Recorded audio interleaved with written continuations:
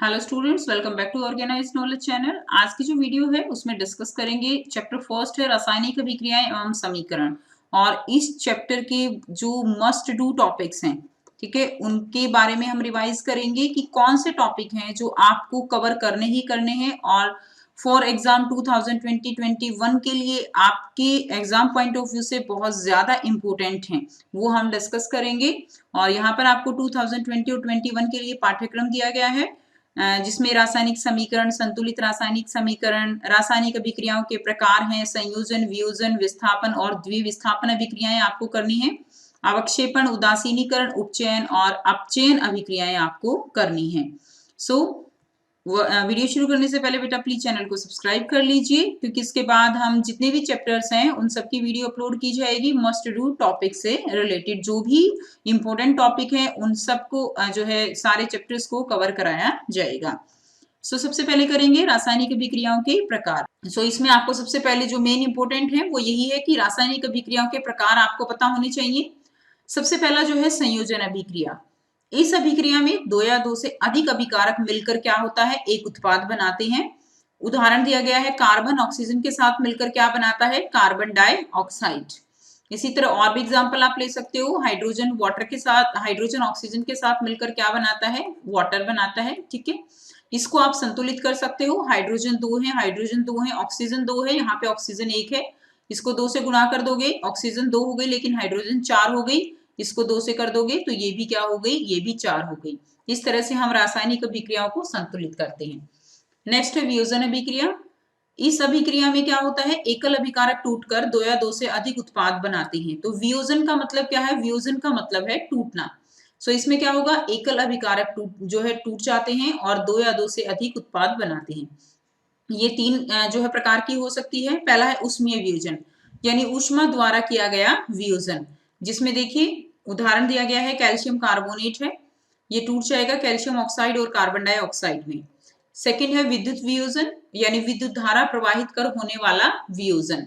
इसमें आप एग्जाम्पल करेंगे वाटर, ठीक है, पानी टूट जाता है हाइड्रोजन और ऑक्सीजन में। थर्ड है प्रकाशीय वियोजन, यानी प्रकाश की उपस्थिति में जो वियोजन होगा, सूर्य के प्रकाश की उपस्थिति में होने वाला वियोजन, यानी सूर्य के प्रकाश जो ऊर्जा है उससे ये वियोजन होगा। सिल्वर क्लोराइड है, ये टूट जाएगा सिल्वर प्लस क्लोरीन गैस में। ठीक है, नेक्स्ट देखिए, सफेद रंग का सिल्वर क्लोराइड सूर्य के प्रकाश की उपस्थिति में क्या हो जाता है, धूसर रंग में बदल जाता है। इंपॉर्टेंट पॉइंट है, सफेद रंग का जो सिल्वर क्लोराइड होता है ये प्रकाश की उपस्थिति में इस तरह टूट जाता है, जिसके कारण कलर कैसा हो जाता है, धूसर रंग हो जाता है। इस अभिक्रिया का प्रयोग किसमें होता है, श्याम श्वेत फोटोग्राफी में। तो आप बिल्कुल इस पॉइंट को याद रखेंगे, श्याम श्वेत फोटोग्राफी में किस अभिक्रिया का प्रयोग होता है। नेक्स्ट करेंगे विस्थापन अभिक्रिया। इस अभिक्रिया में क्या होगा, विस्थापन का मतलब क्या है, उसको उसकी जगह से हटा देना। इस अभिक्रिया में जो अधिक क्रियाशील तत्व होगा वो कम क्रियाशील तत्व को उसके यौगिक से क्या कर देता है, विस्थापित कर देता है। उदाहरण है आयरन है, कॉपर सल्फेट के साथ अभिक्रिया होगी और क्या बन जाएगा, FeSO4 प्लस कॉपर जो है वो तांबा निकल जाएगा। ऐसा क्यों हुआ, यहाँ पर जो लोहा है वो तांबे से ज्यादा अभिक्रियाशील है, जिसके कारण इसने इसको जो है इसकी जगह से हटा दिया और इसको बाहर निकाल दिया, यानी उसको विस्थापित कर दिया। कॉपर सल्फेट का रंग यहाँ पे कैसा है, नीला। आयरन सल्फेट का निर्माण हो जाता है और रंग कैसा हो जाता है, यानी रंग जो है यहाँ नीले से किस में बदल जाता है, हरे में। आप जो भी यौगिक हैं उनके रंग भी याद रखेंगे, कॉपर सल्फेट का रंग नीला और जो आयरन सल्फेट है उसका रंग होता है हरा। और लोहे पर भूरे रंग की एक कॉपर की परत जो है ये जमा हो जाती है, जो कॉपर निकलता है उसकी परत यहाँ पर जमा हो जाती है। नेक्स्ट करेंगे, नेक्स्ट है द्विविस्थापन अभिक्रिया। द्विविस्थापन अभिक्रिया, इसमें क्या होगा, इस अभिक्रिया में उत्पादों का निर्माण दो यौगिकों के बीच आयनों के आदान प्रदान से होता है। उदाहरण लिया गया है Na2SO4 plus BaCl2, BaSO4 plus NaCl बनेगा। तो इसमें क्या है, बेरियम सल्फेट के सफेद अवक्षेप का निर्माण होता है। इसमें दो आयनों का आदान प्रदान होता है, आप देख सकते हो सोडियम सल्फेट और बेरियम क्लोराइड। बेरियम सल्फेट जो है यहाँ आयनों का आदान प्रदान हो गया और क्लोरीन सोडियम क्लोराइड बन जाएगा। ठीक है। तो बेरियम सल्फेट बना और सोडियम क्लोराइड, और ये जो बेरियम सल्फेट है ये सफेद अवक्षेप का निर्माण करता है।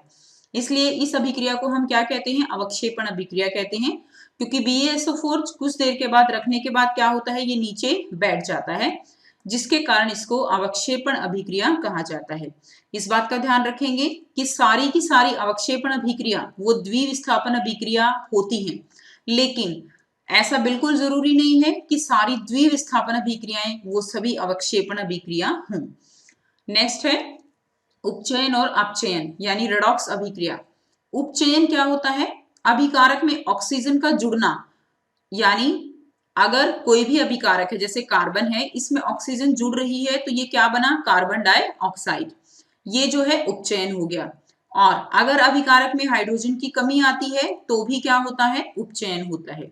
अगर हम अपचयन की बात करें तो अभिकारक में हाइड्रोजन अगर जुड़ती है तो भी अपचयन होगा, और अगर अभिकारक में ऑक्सीजन निकलती है, ऑक्सीजन का ह्रास होता है, ऑक्सीजन की कमी होती है, तो भी अपचयन होता है।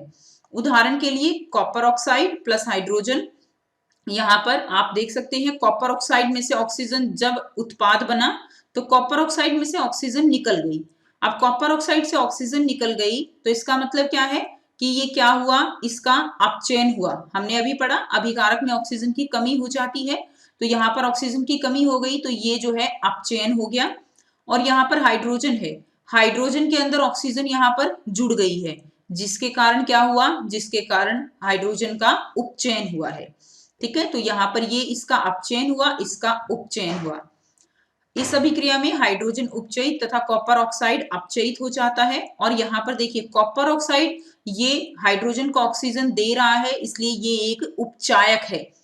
कंफ्यूज आप बिल्कुल नहीं होगे बच्चों, उपचायक और अपचयन में। ठीक है, उपचायक क्या है, जो कि ऑक्सीजन दे रहा है किसको, हाइड्रोजन को, और हाइड्रोजन क्या है, यहाँ पे हाइड्रोजन को ऑक्सीजन मिल रही है तो वो अपचायक हो जाएगा। नेक्स्ट करेंगे। नेक्स्ट जो हमें दिया गया है, इस अभिक्रिया में उपचयन और अपचयन दोनों हो रहे हैं, इसलिए इसे उपचयन अपचयन अभिक्रिया या रेडॉक्स अभिक्रिया कहा जाता है। अब यहाँ पर कुछ इंपॉर्टेंट क्वेश्चन दिए गए हैं और ये सारे के सारे क्वेश्चंस अभी हमने ऊपर किए हैं, तो आप इनकी प्रैक्टिस जो है वो करेंगे। ठीक है, आप आसानी से सारे क्वेश्चंस कर सकते हो और क्वेश्चन इंपॉर्टेंट है, सो आप इनको जरूर करेंगे।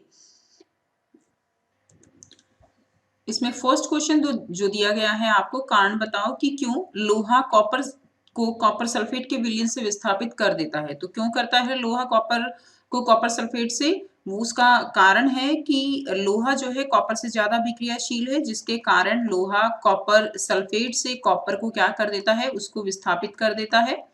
ठीक है, तो ज्यादा अभिक्रियाशीलता इसका कारण रहेगा। सिल्वर क्लोराइड को गहरे रंग की बोतल में भंडारित क्यों किया जाता है, गहरे रंग की बोतल में भंडारित किया जाता है ताकि उसका प्रकाशीय वियोजन ना हो सके। नेक्स्ट देखिए, फेरस सल्फेट की एक छोटी मात्रा को एक क्वथन नली में गर्म किया तो उपरोक्त अभिक्रिया के लिए समीकरण लिखना है। तो FeSO4 है, इसको जब गर्म किया गया, हीट किया गया, तो क्या बनता है, Fe2O3 प्लस सल्फर डाइऑक्साइड और सल्फर ट्राइऑक्साइड गैस जो है वो निकल जाती है। नेक्स्ट देखिए, रासायनिक अभिक्रिया का प्रकार लिखेंगे। तो जो रासायनिक अभिक्रिया है ये इसका नाम क्या होगा, तो इसका नाम है ऊष्मीय वियोजन अभिक्रिया।